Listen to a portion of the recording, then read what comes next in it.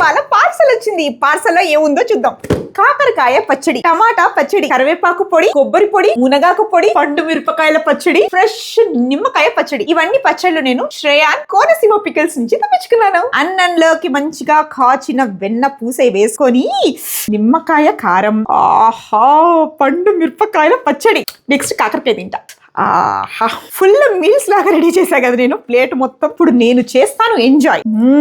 First పొడి కలుపుకుంటా, కరివేపాకు పొడి. కరివేపాకు, గ్రౌండెడ్ మసాలా, ఎండు మిరపకాయలు, వెల్లిపాయ టేస్ట్ తిరిపోయింది. కాకరకాయ పచ్చడి ట్రై చేద్దాం. పండు మిరపకాయల పచ్చడి ఎర్రగా కలిపి తింటే